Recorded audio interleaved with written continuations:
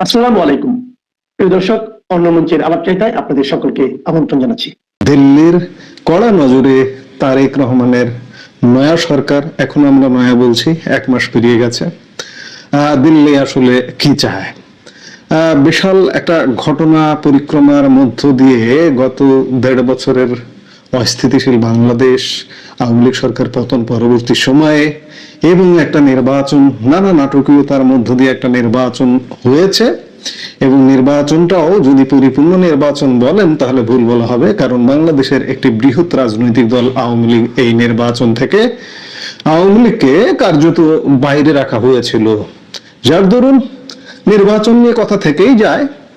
আর এই নির্বাচন পরবর্তী বাংলাদেশের নতুন সরকার, এই নতুন সরকারের উপর দিল্লির একটা কড়া নজর আছে। এই সরকারটা আসার পেছনে এই সরকারের প্রধান দীর্ঘদিন নির্বাসনে ছিলেন, দেশে আসা থেকে শুরু করে সবকিছুর পেছনে দিল্লির একটা ভূমিকা আছে, কড়া নজর আছে।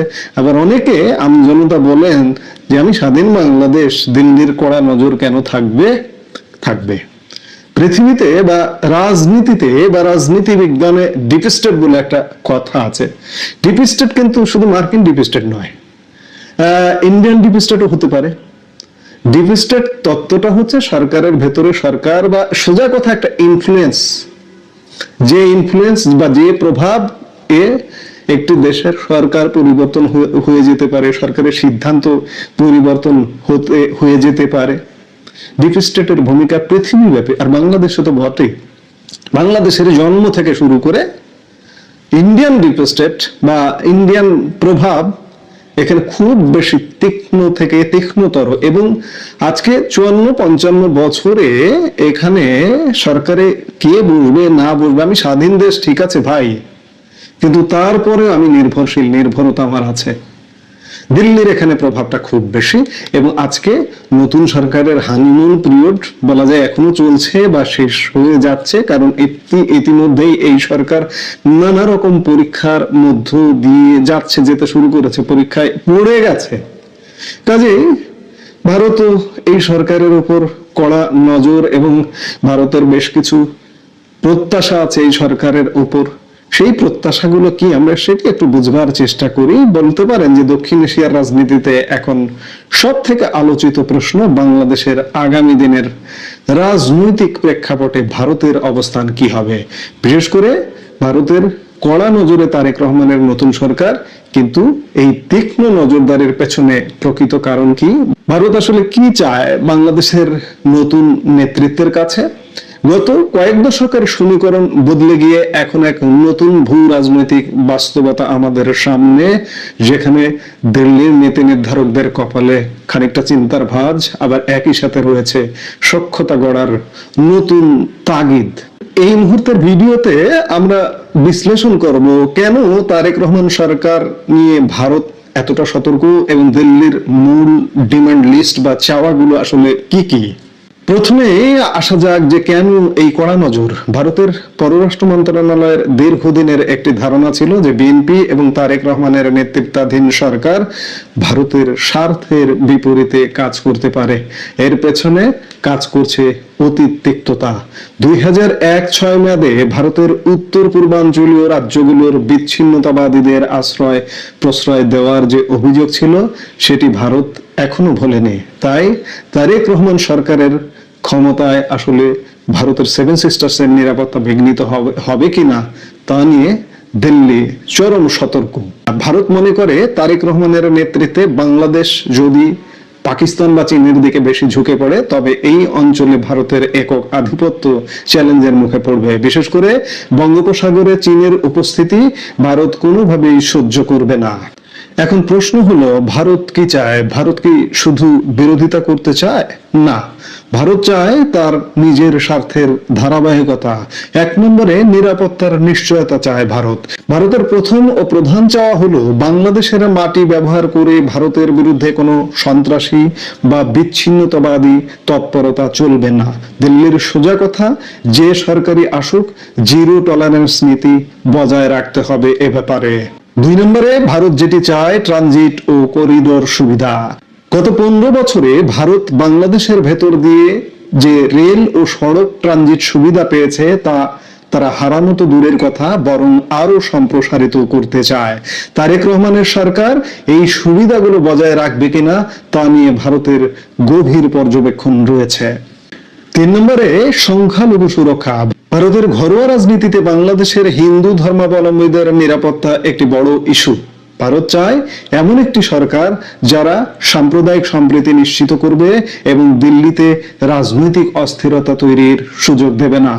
তবে মুদ্রার উল্টোপিঠ আছে। তারেক রহমানও এখন অনেক বেশি পরিণত কূটনীতির পরিচয় দিচ্ছেন। লন্ডন থেকে তিনি বারবার পরিষ্কার করেছেন যে বিএনপির রাজনীতি কোনো বিশেষ দেশের বিরুদ্ধে নয়। ভারতও বুঝতে পারছে যে বাংলাদেশে জনসমর্থিত কোনো শক্তিকে উপেক্ষা করে দীর্ঘমেয়াদে তাদের জন্য ক্ষতির কারণ হতে পারে। দিল্লির থিঙ্ক ট্যাঙ্ক গুলো এখন বলছে বিগত দিনের ঝগড়া মিটিয়ে একটি ফাংশনাল রিলেশনশিপ বা কার্যকরী সম্পর্ক তৈরি করা প্রয়োজন। তারেক রহমান যদি ভারতকে আশ্বস্ত করতে পারেন যে তিনি ভারতের কৌশলগত স্বার্থে আঘাত করবেন না, তবে ভারতের এই কড়া নজর ভবিষ্যতে সহযোগিতার হাত হিসেবে আবির্ভূত হতে পারে। গত 1 মাসে আমরা ভারত এবং বাংলাদেশের সম্পর্কের, বিশেষ করে দুই দেশের কূটনৈতিক পর্যায়ে সম্পর্কের একটা ভালো অবস্থা দেখছি, কিন্তু কার্যকর বিষয়গুলো এখনো সেই অর্থে চালু হয়নি। যেমন পর্যটন ভিসা চালু, কিংবা এই যে বাংলাদেশের যে ভারতে ট্রান্সশিপমেন্ট সুবিধা ছিল সেই ট্রান্সশিপমেন্ট সুবিধা আবার চালু করা ইউনূস সরকারের আমলে ভারত সরকার বাতিল করে দিয়েছিল, সেগুলো কিন্তু এখনো চালু হয়নি। তবে পর্দার আড়ালে যেগুলো শোনা যাচ্ছে যে অনেক কিছু ভেতরে ভেতরে কাজকর্ম চলছে। যেমন ভিসা কার্যক্রম হয়তো খুব শীঘ্রই সব ধরনের ভিসা ইত্যাদি, ব্যবসা বাণিজ্য, ট্রান্সশিপমেন্ট, এই সুযোগ সুবিধাগুলো নিয়ে ভারতীয় কূটনৈতিক মহলে এবং বাংলাদেশের কূটনৈতিক মহলে ব্যাপক আলাপ আলোচনা চলছে। আশা করা যায় যে খুব শীঘ্রই এগুলো অনেকটা ইতিবাচক হয়ে যাবে এবং একই সাথে কড়া নজরও থাকবে, কারণ এই যে বাংলাদেশে উগ্রবাদীদের উত্থান বিষয়টা কিন্তু আছে।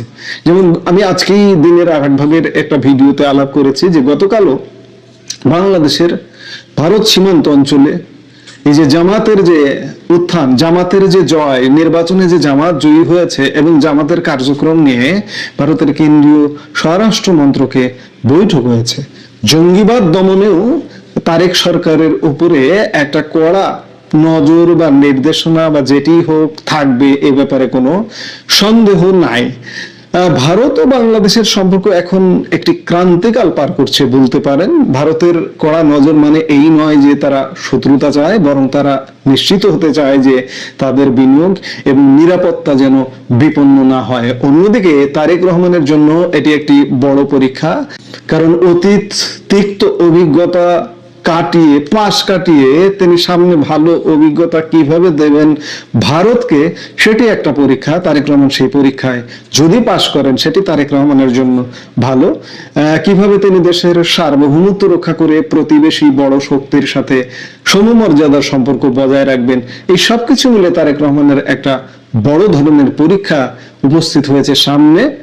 আগামী দিনগুলোতে ঢাকা এবং দিল্লির এই স্নায়ুযুদ্ধ কোন দিকে মন নেয় তার সময় বলে দেবে। তবে এটি নিশ্চিত যে দক্ষিণ এশিয়ার স্থিতিশীলতার জন্য এই দুই পক্ষের মধ্যে একটি সমঝোতা অনিবার্য। তারেক রহমানের সরকার কি ভারতের সাথে আস্থার সম্পর্ক গড়তে পারবে? এখন সেটি দেখার বিষয়। মাত্র 1 মাস বয়সী সরকার, আমাদের আরো কয়েক মাস দেখতে হবে, 1-2 মাস কমপক্ষে দেখতে হবে। প্রথম 3 মাস তো দেখতেই হবে যে ভারত বাংলাদেশ সম্পর্কটা আলটিমেটলি কেমন হয়। আওয়ামী লীগ সরকারের সময় এর মতোই হয় কিনা, নাকি ইউনূস সরকারের মতো তিক্ত অবস্থায় যায়, নাকি একটা মধ্যপন্থায় থাকে, মধ্য অবস্থায় থাকে, সেটি আমরা নিশ্চয়ই দেখব। এই মুহূর্তে এ পর্যন্ত। কিন্তু কই জামায়াতে ইসলামীর কোন নেতৃবৃন্দকে বিচারের মুখোমুখি করতে কিন্তু না প্রথম আলো, না ডেইলি স্টার, না ডক্টর মোহাম্মদ ইউনূস কেউ 2007-এর 1/11 সময়ে উৎসাহী ছিল না। এ দফায়ও তাদের মুখে সেরকম কোনো কথা শোনা যায়নি, কারণ তাদের বরাবরের লক্ষ্য আওয়ামী লীগ বিএনপির নেতৃত্বকে শেষ করে দেওয়া, -2 করা, দুই নেত্রীকে সরে দাঁড়াতে হবে। প্রথম আলো মতিউর রহমান যে সম্পাদকীয় নিজ নামে লিখেছিলেন সেটাই তাদের মূল রাজনীতি, তাদের মূল সংস্কার। তারেক রহমান যে ১/১১ সরকারের সময় যে বাড়াবাড়ি করেছিল, সেনা সমর্থিত সরকার বা সেনাবাহিনীর যে বাড়াবাড়ির ফলে ১/১১ সরকার সৃষ্টি হয়েছিল, তার একটা প্রতিকার চান, এটা মাসুদ উদ্দিন চৌধুরীর গ্রেফতারের মাধ্যমে পরিষ্কার। কিন্তু এই ১/১১ সরকারের সৃষ্টি এবং তারপর সেই সরকার যে বাড়াবাড়ি করে গেল প্রায় 2 বছর সময় ধরে, সেই বাড়াবাড়ির পেছনে কি শুধুই সেনাবাহিনী ছিল, নাকি বাংলাদেশে ১/১১ সরকার যারা একেবারে সৃষ্টি করিয়েছিলেন সেনাবাহিনীকে, যারা এই কাজে উদ্বুদ্ধ করেছিলেন এবং সেনাবাহিনীর এমন অপকর্ম যেটা একেবারে সম্পূর্ণতই অস্ত্র দেখিয়ে বঙ্গভবনের রাষ্ট্রপতিকে দিয়ে জরুরি অবস্থা জারি করানো থেকে শুরু করে পরবর্তী যা যা ঘটেছে সব অসাংবিধানিক, সব অবৈধ, এবং সেসব কাজকে যারা তখন স্বীকৃতি দিয়েছেন, বৈধতা দিয়েছেন, সেই সুশীল সমাজের প্রতিনিধিরা, সম্পাদকেরা, বিশেষভাবে প্রথম আলো ডেইলি স্টারের 2 সম্পাদক, এবং তারা তখন যাকে রাজনীতিবিদ বানিয়ে বাংলাদেশের বিকল্প রাজনীতির সূচনা করতে চেয়েছিলেন, সেই ডক্টর মোহাম্মদ ইউনূস, এই ষড়যন্ত্রকারীদেরকে কি তারেক রহমান রেহাই দিয়ে দেবেন? ১/১১ সরকার যা করেছিল, ১/১১ যে প্রেক্ষাপটের সৃষ্টি হয়েছিল এবং পরবর্তীতে 2 নেত্রীকে মাইনাস করা সহ, এবং এক নেত্রীর পুত্র যিনি তখন রাজনীতিতে ভীষণভাবে সম্পৃক্ত হয়ে পড়েছিলেন, তারেক রহমান, তাকে মাইনাস করার মাধ্যমে তারা যেই রাজনৈতিক বিকল্প হাজির করতে চেয়েছিলেন, সেটার প্রতিকার করতে হলে এক মাসুদ উদ্দিন চৌধুরীকে গ্রেফতার করা কি যথেষ্ট হবে? মতিউর রহমান, মাহফুজ আনাম, ডক্টর ইউনূস প্রত্যেকেই জানতেন, তাই তারেক রহমানের বাংলাদেশে ফিরে আসা, রাজনীতিতে ফিরে আসা তাদের জন্য এক ভয়াবহ বিপদের সূচনা করবে বটে। এবং সে কারণে তারেক রহমানের দেশে ফেরা নানা তরফ থেকে ক্রমাগতভাবে বাধাগ্রস্ত হয়েছে 2025-এর ডিসেম্বর পর্যন্ত, এবং তারপর মার্কিন যুক্তরাষ্ট্র, ভারতের মতো অত্যন্ত শক্তিশালী পক্ষ এবং সেনাবাহিনীর একটি অংশ, যাদের আর কোনো উপায় ছিল না তাদের ক্ষমতা ধরে রাখতে, সেনাপ্রধান ওয়াকারুজ্জামান অংশটি, তাদের এক রকমের সমর্থন নয়, তাদের সরাসরি সমর্থনে শেষ পর্যন্ত তারেক রহমান ফিরতে পেরেছেন। আর যখন তারেক রহমান ফিরবেন বলে বুঝেছেন মতিউর রহমান, মাহফুজ আনামেরা, তখন তারা ছুটে গেছেন তারেক রহমান প্রত্যাবর্তন কমিটির সভায় এবং গিয়ে অত্যন্ত আবেগপ্রবণ হয়ে বলেছেন যে বিএনপি সরকারের আমলেই, মতিউর রহমান বলেছেন, যত সরকার বাংলাদেশের স্বাধীনতার পর থেকে এই 50 বছরের ইতিহাসে আছে, তার মধ্যে বিএনপি সরকারের আমলেই নাকি সবচেয়ে স্বাধীন ছিল বাংলাদেশের সংবাদ মাধ্যম। এবং মাহফুজ আনাম বলেছেন সারা জাতি অধীর আগ্রহে তারেক রহমান প্রধানমন্ত্রী হবেন এটা নিশ্চিতভাবে জেনে নির্বাচনের জন্য অপেক্ষা করছেন। অথচ এই মতিউর রহমান ১/১১ যখন সৃষ্টি করেছিলেন, এই মাসুদ উদ্দিন চৌধুরী আর মইনু আহমেদরা, খালেদা জিয়ার নিয়োগ করা সেনাপ্রধান এবং খালেদা জিয়ার আত্মীয় বিশ্বস্ত 9 ডিভিশনের জিওসি মাসুদ উদ্দিন চৌধুরীরা, তখন একে স্বাগত জানিয়ে মতিউর রহমান নিজ নামে কলাম রচনা করেছিলেন, যেখানে তিনি বলেছিলেন 2 নেত্রীকে সরে দাঁড়াতে হবে। 2007 সালের 19শে জানুয়ারি প্রথম আলোর সম্পাদকীয়তে লেখা হয়েছিল, ক্ষমতায় থেকে লুটপাট, দুর্নীতি করে সম্পদ গড়ে তোলা, লুটপাট অব্যাহত রাখতে, সেই সম্পদ টিকিয়ে রাখার জন্য আবার নির্বাচনে জয়ী হওয়ার পথ অবলম্বন, এই কাজটি ছাড়া আমাদের রাজনৈতিক নেতৃত্ব আর কিচ্ছু করেন নাই। তারা দেশের সব প্রতিষ্ঠানকে অকার্যকর করেছেন, নিজেদের লুটপাট আর অপকর্মের পথ মসৃণ রাখতে তারা এমন ভাবে দুর্নীতি দমন কমিশন গঠন করে তাদের লোকজন নিয়োগ দিয়েছেন যাতে দুর্নীতির বিরুদ্ধে কোনো ব্যবস্থা না নেওয়া যায়। আর এই মাসুদ উদ্দিন চৌধুরী আর মইনু আহমেদরা অস্থির হয়ে উঠেছিলেন ১/১১ সরকারের প্রধান উপদেষ্টা বানাতে ডক্টর মোহাম্মদ ইউনূসকে। মইনু আহমেদের বইয়েই লেখা আছে, ডক্টর মোহাম্মদ ইউনূস তখন এই স্বল্প মেয়াদে ক্ষমতা নিতে রাজি হন নাই, তিনি বরং নোবেল পুরস্কার পাওয়ার 5 মাসের মধ্যে 2007 সালের জানুয়ারির ওই একটা ভয়াবহ স্পর্শকাতর সময়ে যখন জরুরি অবস্থা জারি হয়েছে, দেশে ফিরে আসেন এবং এসে তিনি ঘোষণা দেন তিনি রাজনৈতিক দল গঠন করবেন। গ্রামে মহল্লায় পাড়ায় সর্বত্র তার নাগরিক শক্তি নামক দলের রাজনৈতিক কমিটি গঠিত হবে। আর তখন প্রথম আলো, ডেইলি স্টার উদ্বেল হয়ে আনন্দে তারা একদিকে যেমন তারেক রহমানের দুর্নীতির বিচার করতেই হবে, কেন তারেক রহমানকে এখনো গ্রেফতার করা হচ্ছে না, জানুয়ারিতে 11 তারিখে সেনা সমর্থিত তত্ত্বাবধায়ক সরকার আসার পরেও কেন তার জন্য দেরি হয়ে যাচ্ছে, খালেদা জিয়ার সম্মতিতে তারেক রহমান, বাবর, গিয়াসউদ্দিন আল মামুন মিলে কিভাবে চাঁদাবাজি করছিলেন এসব খবর ছাপছিলেন। আর অন্যদিকে তারা ইউনূসের রাজনৈতিক দল গঠনের খবরকে প্রতিনিয়ত প্রধান সংবাদ শিরোনাম করছিলেন। এবং প্রথম আলোর মতিউর রহমান তখনও সংবাদ শিরোনাম করেন যে বাংলাদেশের রাজনীতিতে একটা মাইল ফলক হয়ে থাকবে ডক্টর মোহাম্মদ ইউনূসের নতুন ধারার রাজনীতি। এবং এই যে -2 ফর্মুলা, এ বিষয়ে কোনো রাগঢাক করতে পারে না প্রথম আলো। প্রথম আলোতে মতিউর রহমান দুই নেত্রীকে সরে দাঁড়াতে হবে, কেন সরে দাঁড়াতে হবে এসব বিষয়ে ক্রমাগত সমর্থন দিয়ে নানা রকম খবর এবং সম্পাদকীয় ছাপতে থাকে। মতিউর রহমান তার নামে লেখা মন্তব্য প্রতিবেদনেও লেখেন যেমন দুই নেত্রীকে সরে দাঁড়াতে হবে। সম্পাদকীয় লেখা হয় যে সেনাবাহিনীর যে অবস্থান 1/11 সরকার গঠনের মাধ্যমে তাকে প্রথম আলো স্বাগত জানায়। বিগত বছরগুলোতে দেশে যে পরিমাণ দুর্নীতি ও রাষ্ট্রীয় সম্পদের লাগামহীন লুটপাট হয়েছে, দেশবাসী সেই অপকর্মের সঙ্গে জড়িতদের শাস্তি ও বিচারের মুখোমুখি দেখতে চায়। আর তখন ডক্টর মোহাম্মদ ইউনূস ভারতে মনমোহন সিং, সোনিয়া গান্ধী, প্রণব মুখার্জির সঙ্গে সাক্ষাৎ করে এসে বিমানবন্দরে দাঁড়িয়ে ঘোষণা দেন যে যারা দুর্নীতিগ্রস্ত যেসব রাজনীতিবিদ তাদের গ্রেফতার করতে হবে, শেখ হাসিনা, খালেদা জিয়ার মতো রাজনীতিবিদদের গ্রেফতার করতে হবে, আর যারা দুর্নীতিতে অভিযুক্ত হবেন তাদেরকে নির্বাচন থেকে বাদ দিতে হবে। মানে বুঝেছেন তো, 2024-এ যে সংস্কার ইউনূস তারপর সুযোগ পেয়ে করলেন, এটাই তাদের বরাবরের সংস্কারের এজেন্ডা, যে তারা অভিযোগ পেলেই আওয়ামী লীগ, বিএনপির মতো রাজনৈতিক দলগুলোকে নির্বাচনের প্রক্রিয়া থেকে বাইরে রাখতে চায়।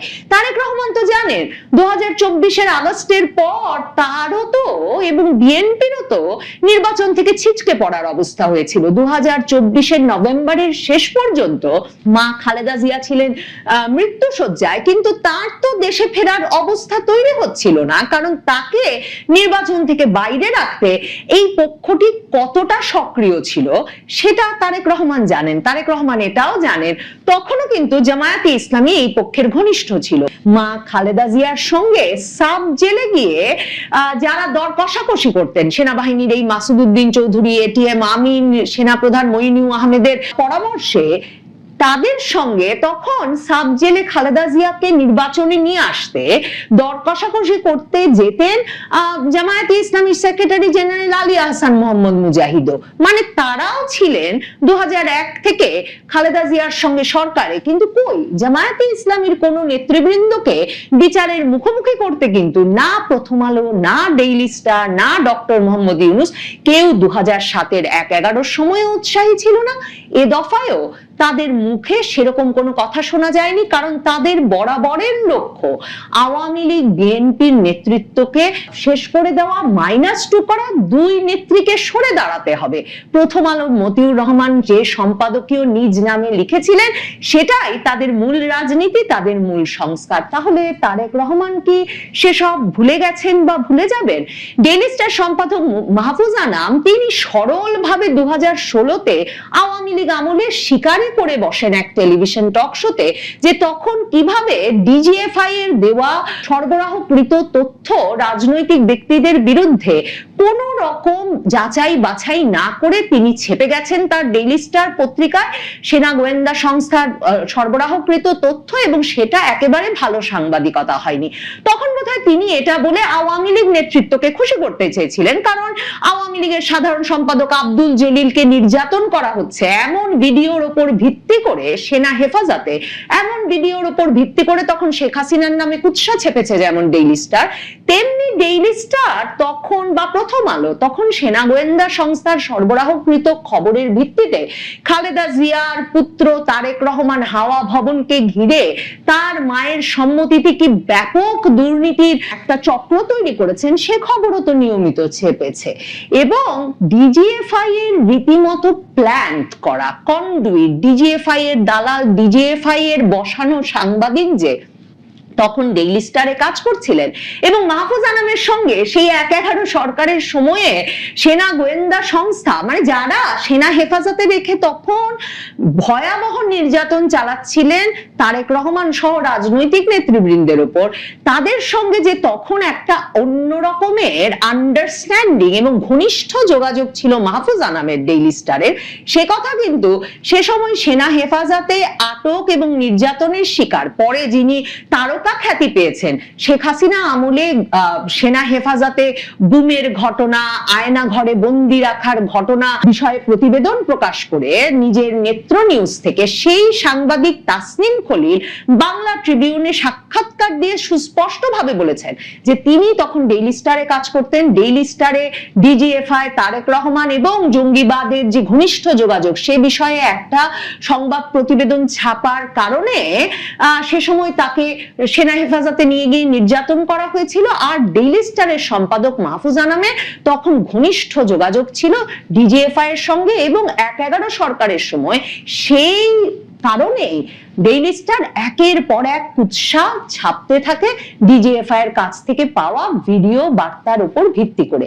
মানে নির্যাতন করা হচ্ছে তারেক রহমান, আব্দুল জলিলের মতো রাজনৈতিক নেতাদের তখন সেনা হেফাজতে, আর তারা নির্যাতনের মুখে যা বলছেন সেটাকে বা তাদের দলের নেতৃবৃন্দ যা বলছেন শীর্ষ নেতৃবৃন্দ সম্পর্কে সেটাই তখন ডেইলি স্টার, প্রথম আলো ইচ্ছামতো ছাপছে আর বারবার বলছে এদের বিচার করতে হবে, এদের বিচার করতে হবে, আর নতুন ধারার রাজনীতির সূচনা করতে হবে ডক্টর মোহাম্মদ ইউনূসের মাধ্যমে। ডক্টর মোহাম্মদ ইউনূস এরপরে মে মাস পর্যন্ত চেষ্টা করেছিলেন তার রাজনৈতিক দল গড়ার, কিন্তু তখন সেনা হেফাজতে ব্যাপক নির্যাতনের পরেও আওয়ামী লীগ বা বিএনপি থেকে কোনো রাজনৈতিক নেতৃবৃন্দ তার দলে যোগ দিতে রাজি না হয় এবং সাধারণ মানুষের কাছ থেকে কোনো সাড়া না পেয়ে তিনি রাজনীতি করার যে ঝোঁক, তার যে আকাঙ্ক্ষা সেটা থেকে সরে দাঁড়ালেও প্রথম আলো ডেইলি স্টার কিন্তু ওই যে দুই নেত্রীকে সরিয়ে দিতে হবে সে জায়গা থেকে সরে না। প্রথম আলো এমনকি 11ই জুন মানে 2007 সালের 11ই জুন সেই বিখ্যাত